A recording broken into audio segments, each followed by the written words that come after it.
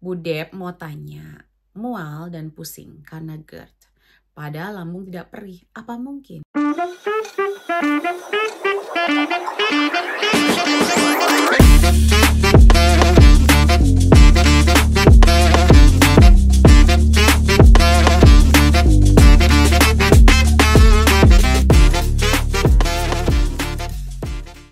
Kembali lagi bersama saya Debbie Jamuri, your favorite naturopathic practitioner dalam segmen Tanya Sehat Debbie. Bagi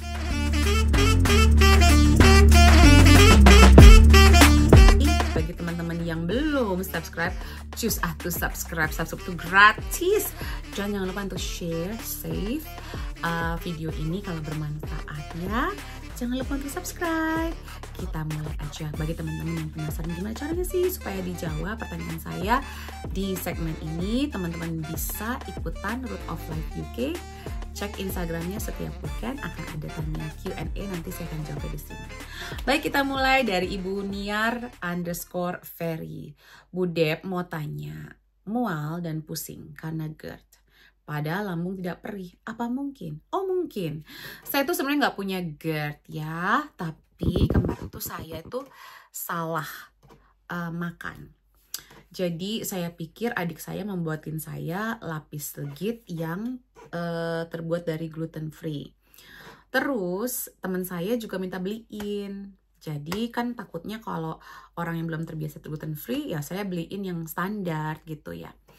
Sama adik saya satu lagi, itu lapis legit yang beli di luar yang pakai gluten, dibungkusnya sama seperti bungkusan lapis legit yang dibikinin sama adik saya yang lainnya. Saya makan deh tuh 3 hari berturut-turut. Somehow malamnya saya kebangun jam 2 malam. Itu mual, gak enak banget. Terus tenggorokan saya agak perih.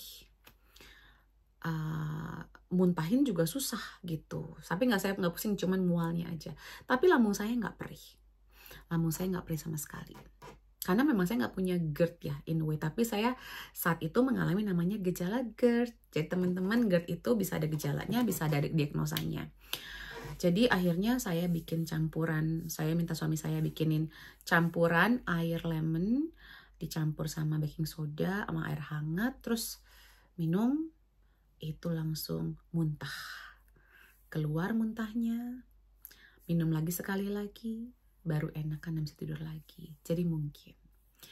Oke, berikutnya Afong.Afong5815. Apa yang terjadi jika anak-anak konsumsi zinc dosis dewasa? Zinc berlebih efek negatif ke tubuh. Ibu Afong, pertama atau bapak, ya saya nggak tahu ini perempuan apa laki-laki, berapa sih dosisnya? Udah nonton video zinc saya apa belum? Karena kalau memang ada kekurangan atau defisiensi, dosisnya memang lebih tinggi dan bisa sama dengan dosis orang dewasa. Jadi mungkin dicek dulu, jangan terlalu panik. Terus kalau yang memang ketakutan ya tinggal tes aja zincnya, ya kan, untuk memastikan. Oke, kebanyakan zinc efeknya cuman menurunkan koper. Jadi level koper itu kayak timbangan sama level zinc. Berikutnya dari Jiweun. Usia 9 bulan rutin minum CLO atau cod liver oil setiap hari. Perlu vitamin A lagi dari posyandu? Enggak. Saya rasa sih nggak perlu kalau sudah minum rutin cod liver oil. Dan kita nggak tahu yang dari posyandu itu sintetis apa yang bagus. Berikutnya, jerawat dari K_Ken. Jerawat di leher dan punggung, indikasi kurang nutrisi apa ya? Yang paling simpel adalah kekurangan vitamin D, zinc, B5, sama omega 3. Berikutnya dari Felicita Sapriliani. Selamat sore, kenapa setiap habis makan perut bunyi kerucuk-kerucuk ya? Bergejolak gitu. Thank you Bu Debbie. Kurang asam pencernaannya. Jadi tidak bisa mencerna makanannya secara optimal. Kurang lebih sih begitu. Atau juga kemungkinan kekurangan enzim pencernaan gitu. Atau kebanyakan gasnya. Berikutnya dari Erika Cecilia. Efek samping homeopati apa Bu Deb?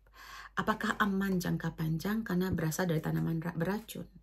Nah, pertanyaan saya balik, kenapa Anda harus minum homeopati jangka panjang?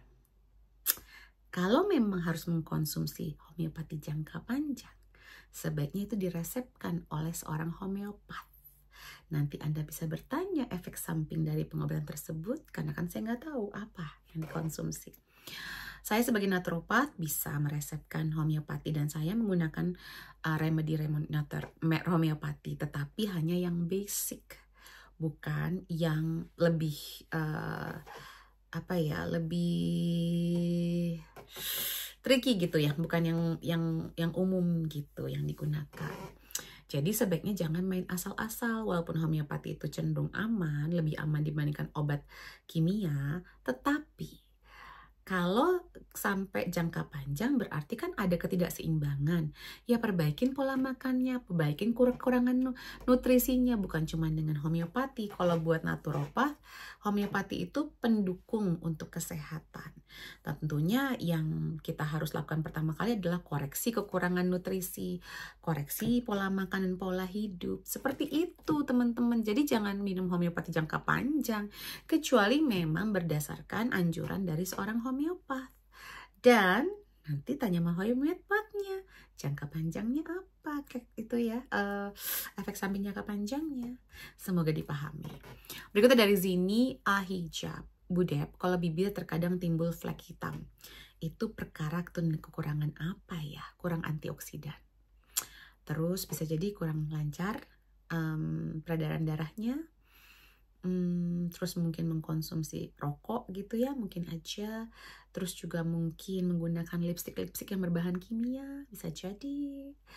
Itu sih yang paling umum ya harusnya ya, kecuali ada ya bahan kimia tertentu yang bisa mencetus kulit jadi menghitam, flek hitam. Oke, berikutnya dari Ibu Akisti, Budep, air plus baking soda plus lemon itu menghasilkan pH basa atau asam. Kalau basa bukankah asam lambung perlunya asam? Ini bukan buat bikin basa atau asam, ini buat netralin. Buat netralin. Jadi yang kekurangan atau kelebihan dibikin netral. Nanti kita akan membantu dengan pola makan kita.